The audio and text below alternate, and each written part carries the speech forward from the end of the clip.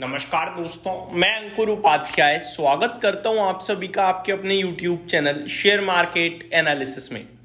एक बड़ी गिरावट हुई शुरुआती 2 घंटे में, उसके बाद 1 घंटे से मार्केट सस्टेन करने की कोशिश कर रहा है। फ्रेश लो नहीं लगा रहा है, ये अच्छी बात दिख रही है, लेकिन ब्रॉडर मार्केट में पैनिक कम नहीं हो रहा है। बहुत भयंकर, बहुत खराब सिचुएशन बनी हुई है। 2% से ज़्यादा स्मॉल कैप इंडेक्स नीचे है, मोर देन 1%। इनफैक्ट निफ्टी को देखिए आप, 1.7% डाउन है। Mid cap index 1.4%, bank Nifty 1.1%, Sensex 1.4% down है। दोस्तों, आज जो ये गिरावट आ रही है, इसमें एक क्षेत्र बड़ी बुरी तरीके से टूट रहा है और वो है तेल एंड गैस का। तेल एंड गैस स्टॉक्स की बात करूं मैं तो दिग्गज कंपनी रिलायंस इंडस्ट्रीज निफ्टी को बुरी तरीके से तोड़ने का काम कर रही है। रिलायंस 3% नीचे है। मुझे नहीं पता कि 3% रिलायंस क्यों गिर रहा है। मैं बस इतना जानता हूं कि इसमें पोजीशन लोगों की भारी भरकम बनी हुई है। बुरी तरीके से निवेशक इन स्टॉक्स में ट्रैप हुए हैं। रिलायंस में पर्टिकुलरली क्या होता है ना, जब आपको एक बड़ा नाम बड़ा कॉर्पोरेट एक्शन में आता हुआ दिखे, और मतलब देखो, रिलायंस को लेकर कोई ये तो कह नहीं सकता कि लॉन्ग टर्म में इसमें आपको नुकसान हो जाएगा। कोई नहीं कह सकता। ए से लेकर जेड तक सब पॉजिटिव ही बोलेंगे लॉन्ग टर्म की बात करें तो, क्योंकि रिलायंस है भैया, कमाई कर रही है। लेकिन वहीं शेयर मार्केट क्या है ना, लॉन्ग टर्म का झांसा देके शॉर्ट टर्म में पोजीशन कटवा देता है। जब हम खरीदते हैं तो हम लॉन्ग टर्म के लिए पूरी तरीके से तैयार रहते हैं।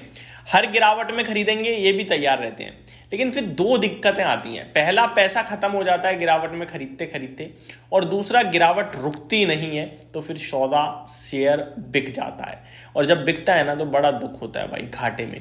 अब रिलायंस ने भी कुछ ऐसा ही किया अपने इन्वेस्टर्स के साथ। लगभग 1600 रुपए के हाईज थे इस स्टॉक के। अगर मैं प्री बोनस की बात करूं तो 3,3100 रुपये पे स्टॉक ट्रेड कर रहा था। लोगों ने भारी पोजीशन बनाई, क्योंकि 2,980 का लेवल तोड़ता नहीं था। मैंने भी आपके साथ वीडियो बनाई थी कि ये यहाँ पे खरीदना चाहिए, 3200 के करीब बेचना चाहिए। लेकिन जब ब्रेकडाउन हुआ था तो फिर हमें टेंशन हुई थी।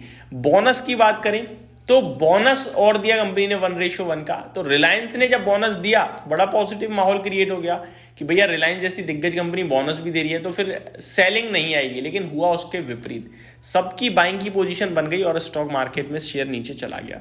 अब रिलायंस में क्या करें, कुछ मतलब ही नहीं। कल भी मैंने एक वीडियो बनाई थी बोनस को लेकर, जब मैंने आपसे कहा कि टेक्निकली देखा जाए तो थोड़ा वीक दिख रहा है, लेकिन लॉन्ग टर्म के लिए ऐड करते रहिए, कोई दिक्कत नहीं है। रिलायंस आपका पैसा तोड़ेगा नहीं, ऐसा मैं बोल सकता हूं।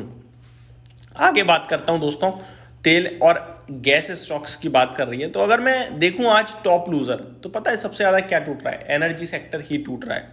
3% से ज्यादा तो इंडेक्स नीचे है। अब आप स्टॉक्स पे नजर डालिए। BPCL 3.88% down, IOC 4.8% down, ONGC 3.92% down, Reliance 3.3% down. अब आप ये समझ लो, आईओसी, बीपीसीएल, एचपीसीएल जैसे शेयर टूट रहे हैं, जबकि कच्चा तेल आपका कितना टूटा हुआ है। उसके बावजूद पेट्रोल के दाम सस्ते नहीं हुए हैं, लेकिन कच्चा तेल टूटा है। लेकिन इस कंपनी की बात करें तो ये शेयर धारकों को निराश, नुकसान ही दे रही है। इसके पीछे रीजन है दोस्तों, आज एक गोल्डमैन सैक्स की रिपोर्ट आई है, वो भी इनको लेकर नेगेटिव भी हो रहे हैं। अब यहां व्यू ये बन रहा है कि डिमांड आउटलुक भी बहुत कमजोर होता जा रहा है ईवीज के चलते। तो ये एक बड़ा आज का थोड़ा सा नेगेटिव साइड पे ट्रिगर रहा है ऑयल एंड तेल एंड गैस कंपनीज की तरफ से। तेल कंपनियों के बारे में मैंने बात करी, अब थोड़ा गैस कंपनीज की तरफ आता हूं। एमजीएल पे नजर डालिए। रिसेंटली तेल आवंटन की खबर के बाद 10-12% क्रैश हुए स्टॉक्स, आईजीएल, एमजीएल, एंड आज फिर से स्टॉक मार्केट की गिरावट में बड़ी गिरावट दिखा रहा है, 1389। पता ही नहीं चला 2,000 रुपए से 1,400 रुपए कब हो गया, पता ही नहीं चला। 30% चला गया शेयर। और कमाल की बात यह कि 1,800 रुपए पे ब्रोकरेज हाउसेस 2,200 रुपए के लक्ष्य दिखा रहे थे। आज 1,400 रुपए पे आगे खड़ा हो गया, 1,400 के भी नीचे, और कोई बात नहीं कर रहा पॉजिटिव इन स्टॉक्स के बारे में। यानी कि जब शेयर चलता है तो पॉजिटिव चीजें आती हैं, इन्वेस्टर खुश होता है, खरीदता है, और जिसने खरीद रखा है वो बना रहता है कि मैं तो प्रॉफिट बुक नहीं करूंगा, ये भी तो ऊपर जाने कह रहा है, बना रहूंगा। और फिर अचानक सेलिंग आती है, अब ये गिर गया, अब रिपोर्ट भी नेगेटिव आ जाएंगी। गोल्डमैन सैक्स ने भी नेगेटिव बात कर ली है। तो मेरे हिसाब से यहाँ पे आपको अपना डिसीजन लेना पड़ेगा। टेक्निकल बेसिस पे एमजीएल दर्शा रहा है कि भैया 1300 और 1260 तक के लेवल्स दिखते हैं। वहां पे आके सपोर्ट ले लेना चाहिए, उसके नीचे तो नहीं जाना चाहिए, रुकनी चाहिए वहां पे गिरावट। आज तो वैसे पूरा बाजार ही नीचे है, तो क्या तेल गैस और क्या कुछ सब नीचे है, बट ये थोड़े ज्यादा टूट रहे हैं, ट्रैपिंग टाइप हुई है। अब मैं आईजीएल पे आता हूं। 600 रुपए का भाव था 1 अक्टूबर को, 600 तो नहीं था एग्जैक्टली, देखो तो 560 था, और आज ये ट्रेड कर रहा है 610, यानी 560 वाला 150 रुपए एग्जैक्टली कह सकते हो आप, 150 रुपए टूट गया, ये भी 30% चला गया। अब दोबारा उन भावों की बात भी नहीं कर रहा कोई, और आईजीएल अपने सपोर्ट पे ही खड़ा है, 400, 410, 398, ये बड़ा सपोर्ट है स्टॉक में, यहाँ रुकना चाहिए ये। अगर ये लेवल ब्रेक करता है तो थोड़ी टेंशन और बढ़ेगी। अब मैं एक ऐसा स्टॉक बता रहा हूं जो इन सब का बाप निकलेगा आपको फंसाने के मामले में। 200 रुपए से चला 1400-1500 रुपए तक, और 1415 से कब 600 रुपए पे आ गया पता ही नहीं चला भाई। स्टॉक है दोस्तों चेन्नई पेट्रो। जी हाँ, चेन्नई पेट्रो अपने नंबर्स के बाद 20% के मूव दे रहा है दोस्तों। इस कंपनी का भाव 2022 नवंबर में, इनफैक्ट 2023 जनवरी में, ठीक है 22 को छोड़ते हैं 23 पे आते हैं, कितने महीने हो गए, 23 के पूरे 12 महीने ले लो और 24 के 11 महीने ले लो, 12 और 11 33 महीने, 2 साल ले लो, छोड़ो आप, सॉरी 12 11 33 कर रहा हूं, 12 और 11 23 महीने, आप पूरे 24 महीने ले लो, 2 साल, ठीक है। 2 साल में 200 रुपए से ये स्टॉक पता है कहां हो गया, ये स्टॉक हो गया दोस्तों 1300 रुपए के हाई लगे, ऑलमोस्ट 1270 के 18 जुलाई।